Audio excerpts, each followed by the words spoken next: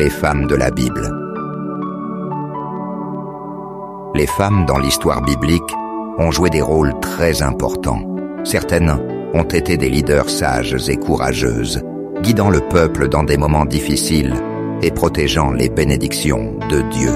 Leur influence a été cruciale pour accomplir les plans de Dieu. Cependant, certaines femmes ont aussi joué un rôle négatif en trahissant ou en manipulant, ce qui a eu des conséquences graves. Ces femmes, qu'elles aient agi pour le bien ou le mal, montrent que les actions des femmes peuvent changer le cours des événements et marquer l'histoire.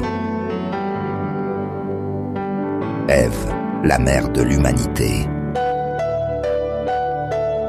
L'histoire d'Ève est racontée dans Genèse 2 et 3.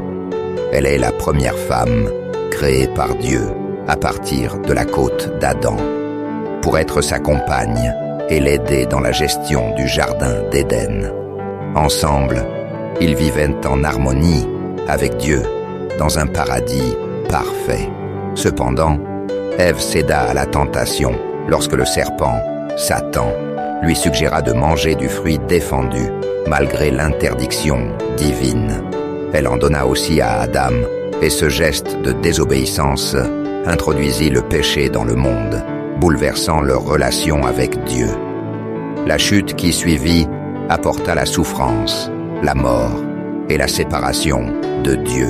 Cependant, Dieu donna une promesse de rédemption à travers Genèse 3:15, annonçant qu'un jour, un descendant de la femme écraserait la tête du serpent, ce qui se réalise plus tard par Jésus-Christ.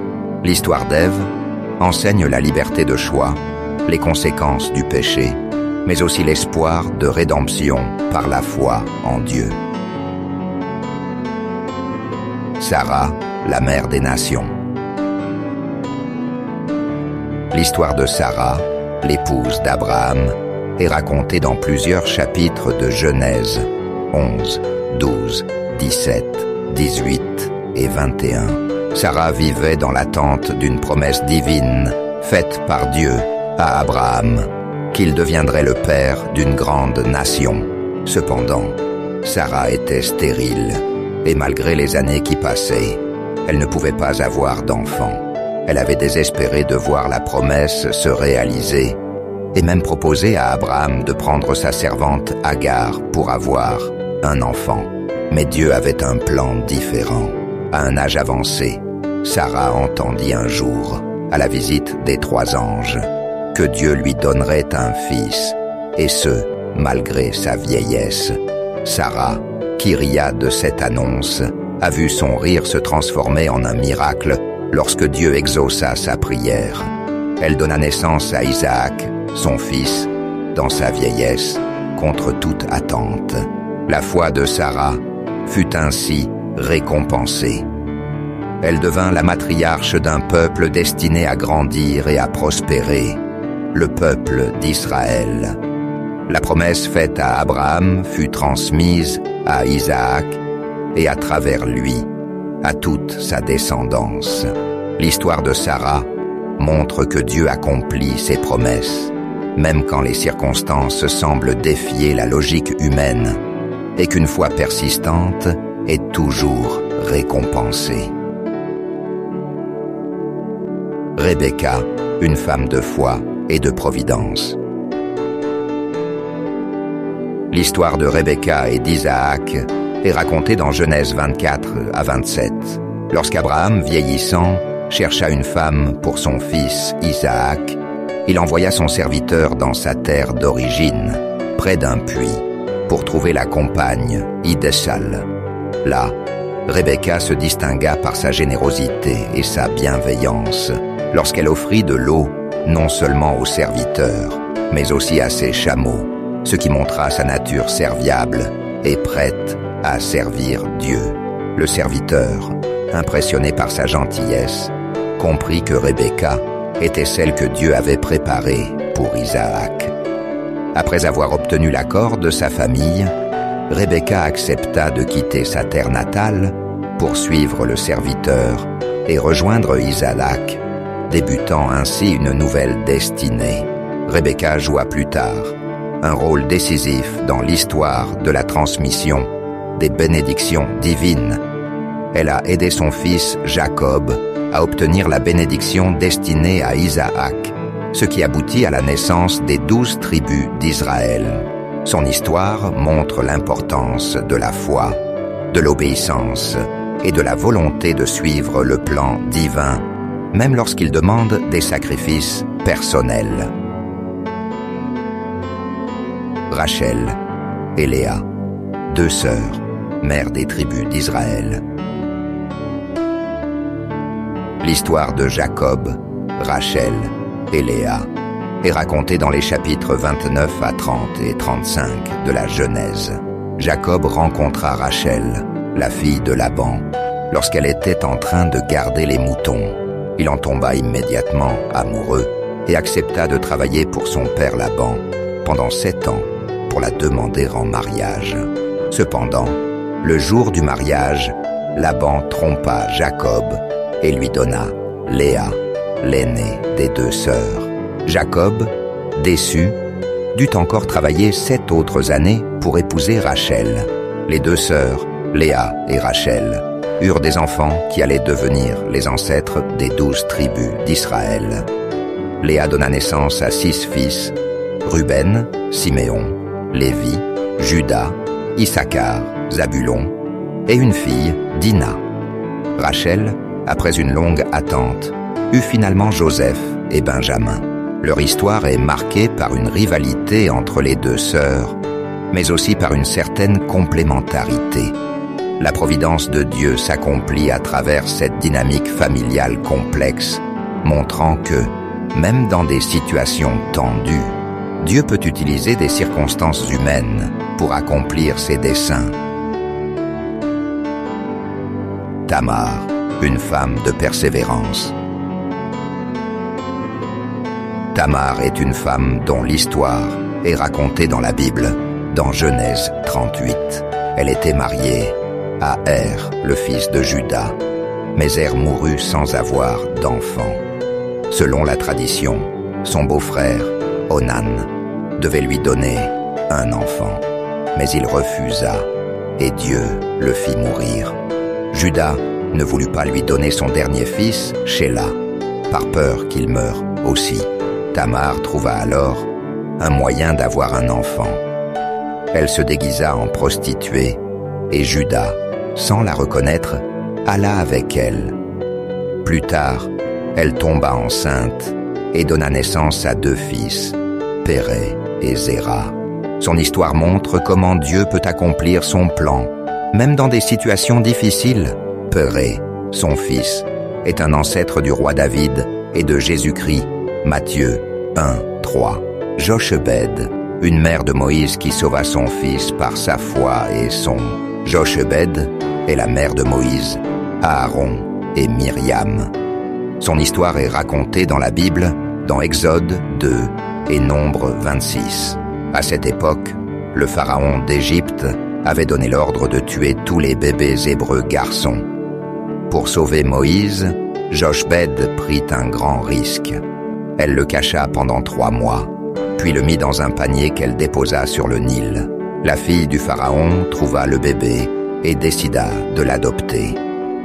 Grâce à la sagesse de Myriam, la sœur de Moïse, Jochebed put elle-même nourrir et élever son fils avant qu'il ne grandisse à la cour du pharaon. Ce geste de courage et d'amour permit à Moïse de devenir plus tard le libérateur du peuple d'Israël. Myriam, prophétesse et chantre de la délivrance. Myriam était la sœur de Moïse et d'Aaron. Son histoire est racontée dans Exode 2, Exode 15 et Nombre 12. Quand Moïse était bébé, Myriam veilla sur lui, après que leur mère, Jochebed, l'eut placé dans un panier sur le Nil. C'est grâce à elle que leur maman put encore s'occuper de Moïse, avant qu'il ne grandisse au palais du Pharaon. Plus tard, après la traversée de la mer Rouge, Myriam prit un tambourin et mena les femmes d'Israël dans un chant de louange, célébrant la victoire de Dieu sur les Égyptiens. Exode 15, 20, 21. Cependant, dans Nombre 12, Myriam et Aaron parlèrent contre Moïse, et Dieu la frappa de la lèpre. Mais après l'intercession de Moïse, elle fut guérie et réintégrée dans le peuple. Myriam fut une femme de foi et de courage, jouant un rôle important dans la libération du peuple d'Israël. Rahab la prostituée réhabilitée. Rahab vivait dans la ville de Jéricho. Son histoire est racontée dans Josué 2 et Josué 6. Elle était connue comme une femme à la réputation difficile, mais elle fit preuve de courage et de foi. Quand 2 espions israélites vinrent dans Jéricho, elle les cacha chez elle pour les protéger des soldats du roi. En échange, ils lui promirent de sauver sa famille quand la ville serait détruite. Pour se souvenir d'elle, Rahab attacha un cordon rouge à sa fenêtre comme un signe de protection. Plus tard, quand Jéricho tomba, Rahab et sa famille furent épargnés. Josué 6, 22 et 25. Grâce à sa foi en Dieu, Rahab fut non seulement sauvée, mais elle devint un ancêtre de Jésus-Christ. Matthieu 1, 5.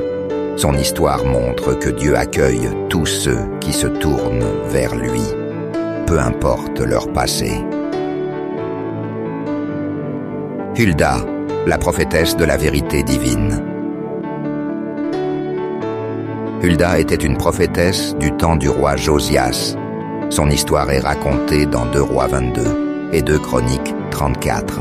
Un jour, les prêtres trouvèrent le livre de la loi dans le temple.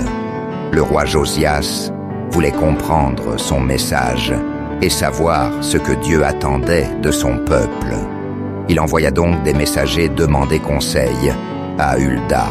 Hulda expliqua que Dieu allait punir Israël à cause de ses péchés, mais que Josias, parce qu'il avait un cœur humble, serait épargné de cette catastrophe.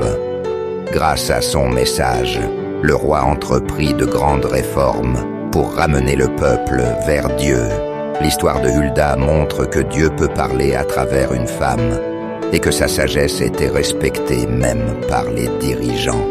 Elle a joué un rôle important dans le réveil spirituel d'Israël. Déborah, la prophétesse et juge d'Israël. Déborah était une prophétesse et juge en Israël. Son histoire est racontée dans Juges 4 et 5. À une époque où le peuple d'Israël était opprimé par les Cananéens, Déborah rendait la justice sous un palmier et donnait des conseils au peuple. Un jour, elle appela Barak, un chef militaire, et lui dit que Dieu voulait libérer Israël. Mais Barak eut peur et demanda à Déborah de venir avec lui au combat. Elle accepta, mais annonça que la victoire viendrait par une femme. Grâce à l'intervention de Jaël, une autre femme courageuse, l'ennemi Sisera fut tué et Israël gagna la bataille. Après cela, Déborah chanta un cantique de victoire pour célébrer l'aide de Dieu. L'histoire de Déborah montre que Dieu peut choisir une femme pour guider un peuple, même dans des temps difficiles. Elle est un exemple de courage, de sagesse et de foi.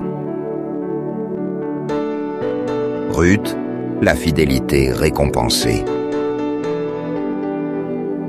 Ruth était une femme originaire de Moab. Son histoire est racontée dans le livre de Ruth. Après la mort de son mari, elle aurait pu retourner dans son pays, mais elle choisit de rester avec sa belle-mère Naomi. Elle lui dit ces paroles célèbres: « Ton peuple sera mon peuple, et ton Dieu sera mon Dieu. » Ruth 1, 16. Arrivée en Israël, Ruth travailla dur pour subvenir aux besoins de Naomi. Elle alla glaner dans les champs et attira l'attention de Boaz, un homme riche et bon.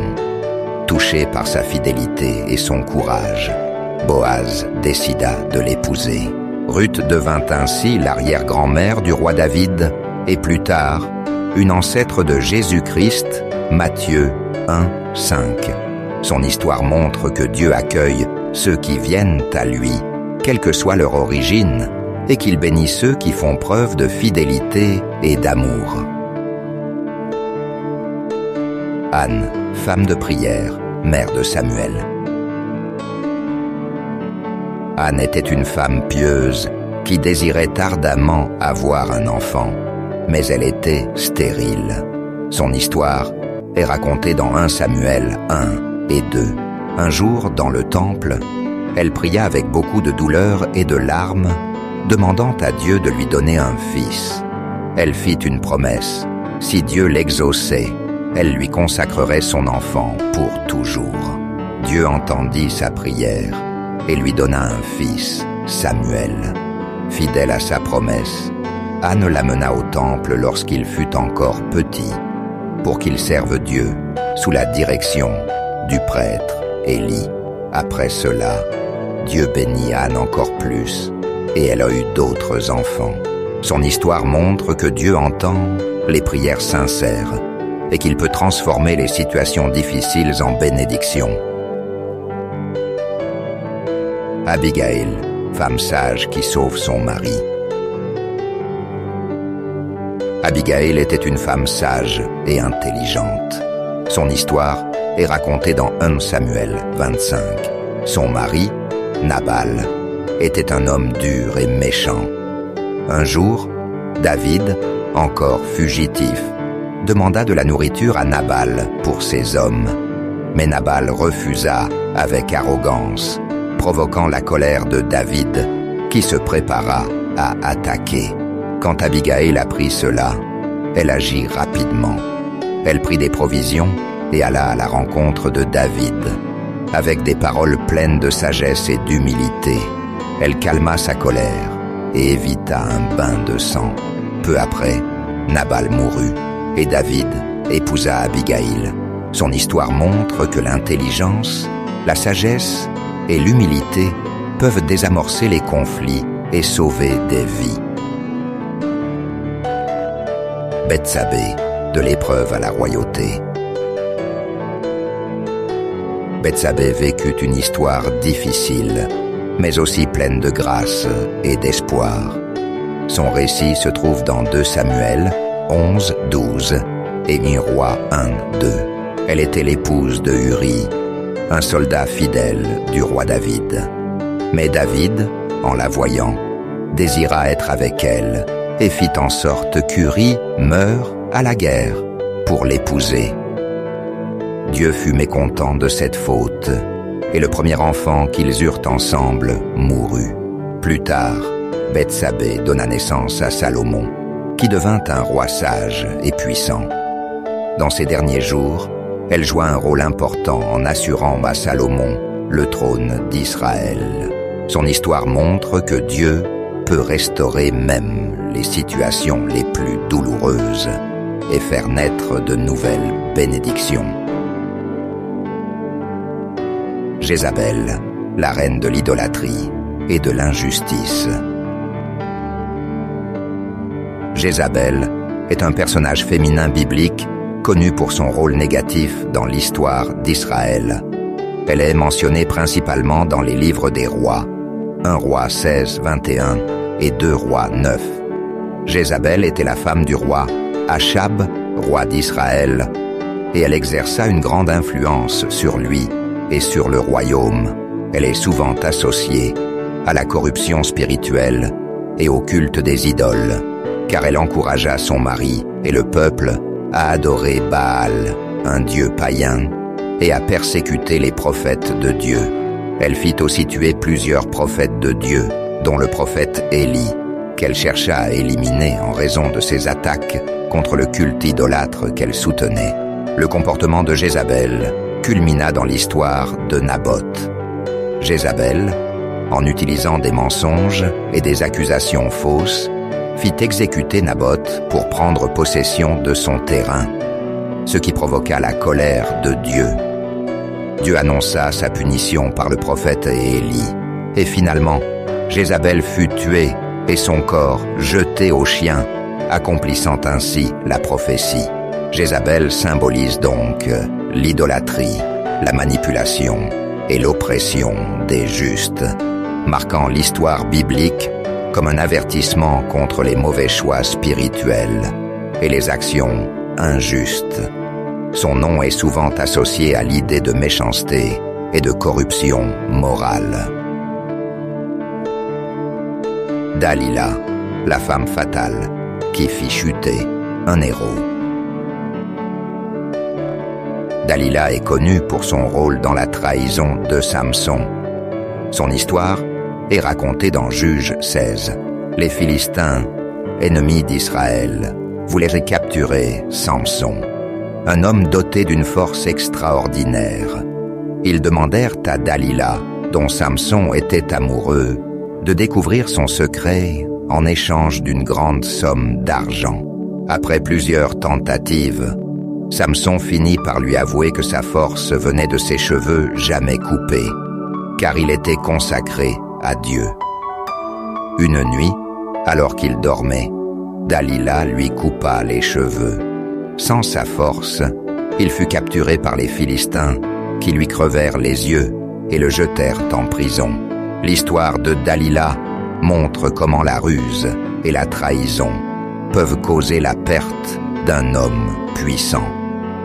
Elle nous rappelle aussi que Samson, malgré sa chute, trouva le pardon de Dieu avant sa mort. Esther, la reine du courage et de la délivrance d'Israël. Esther était une jeune femme juive qui devint reine de Perse. Son histoire est racontée dans le livre d'Esther.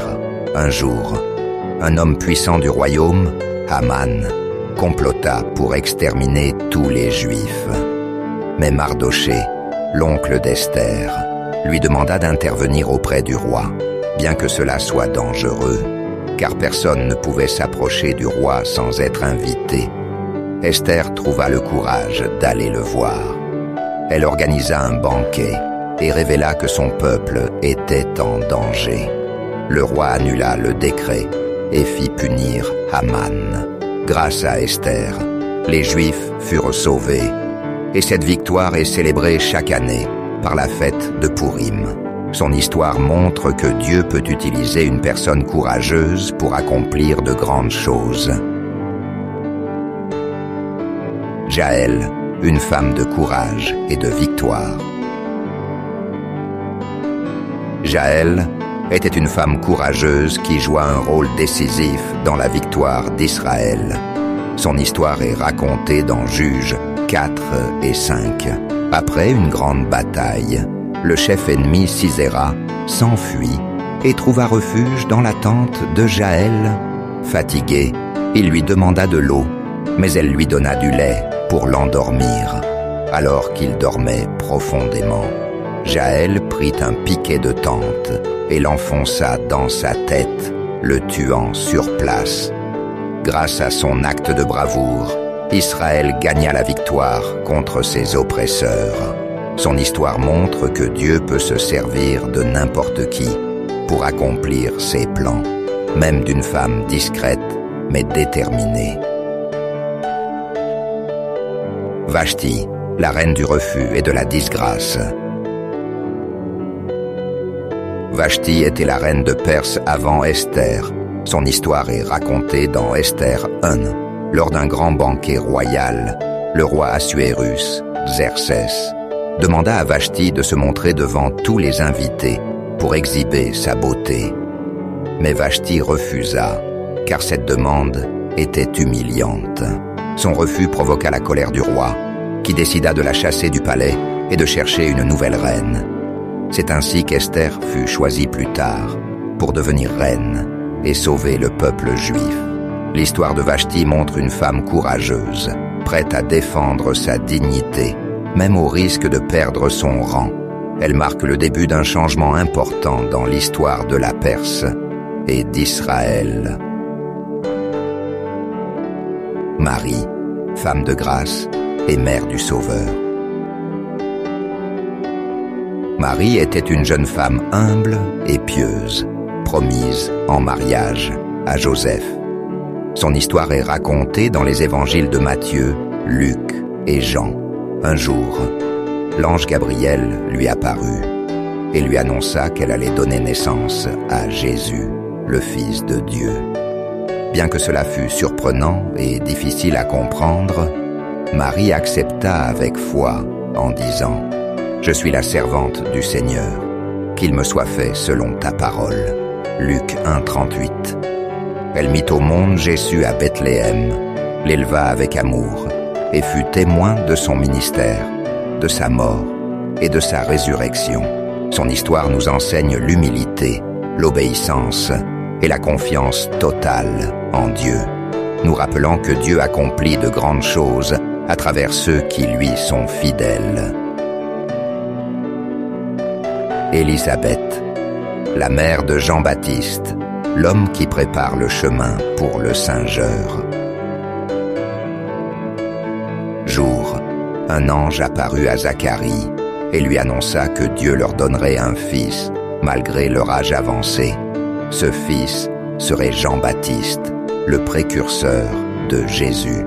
Quand Élisabeth était enceinte, elle reçut la visite de Marie, sa cousine, qui portait Jésus en elle. En entendant la voix de Marie, l'enfant dans son ventre bondit de joie, et Élisabeth loua Dieu avec reconnaissance. Son histoire montre que Dieu accomplit ses promesses, même quand tout semble impossible. Elle nous enseigne que la fidélité et la patience sont toujours récompensées.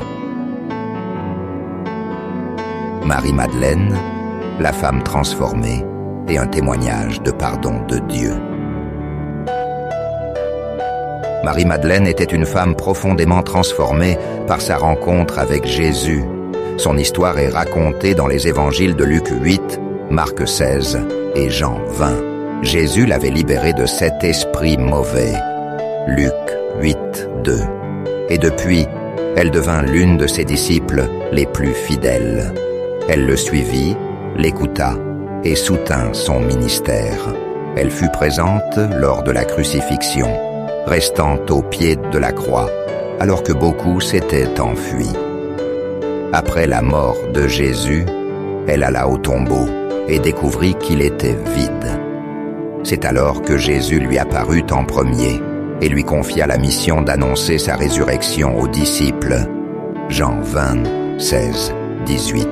Son histoire montre que l'amour et la foi en Jésus peuvent transformer une vie et que Dieu accorde une place précieuse à ceux qui lui sont fidèles. Marthe et Marie, les deux sœurs, au service du Seigneur. Marthe et Marie étaient deux sœurs de Béthanie, amies proches de Jésus. Leur histoire est racontée dans Luc 10 et Jean 11. Un jour, Jésus vint chez elles. Marthe, soucieuse des tâches domestiques, s'affairait à tout préparer, tandis que Marie s'asseyait aux pieds de Jésus pour écouter ses enseignements. Marthe se plaignit, mais Jésus lui dit « Marie a choisi la meilleure part, qui ne lui sera pas enlevée. » Luc 10, 40. Plus tard, quand leur frère Lazare tomba malade et mourut, chacune manifesta sa foi différemment. Marthe alla à la rencontre de Jésus, affirmant sa confiance. « Je sais que tout ce que tu demanderas à Dieu, Dieu te l'accordera. » Jean 11, 22. Marie, en larmes, exprima sa douleur et son espérance en Jésus. Jésus ressuscita Lazare, prouvant ainsi qu'il est la résurrection et la vie. Leur histoire montre que l'amour pour Dieu peut s'exprimer à travers l'action, Marthe, et l'écoute, Marie, et que la foi, même dans les moments de tristesse, ouvre la porte au miracle. Priscille, une pionnière de l'Évangile et enseignante fidèle. Priscille et son mari Aquila étaient des disciples dévoués qui jouèrent un rôle important dans la diffusion de l'Évangile. Leur histoire est raconté dans Actes 18, Romains 16 et 2, Timothée 4. Ils étaient fabricants de tentes et rencontrèrent Paul, avec qui ils collaborèrent pour annoncer la bonne nouvelle. Plus tard, ils accueillirent et enseignèrent Apollos, un prédicateur fervent, mais qui ne connaissait pas encore toute la vérité sur Jésus. Grâce à eux, Apollos comprit plus précisément la voie de Dieu. Actes 18, 26. Paul parla d'eux avec beaucoup de respect, les appelant ses compagnons d'œuvre en Jésus-Christ.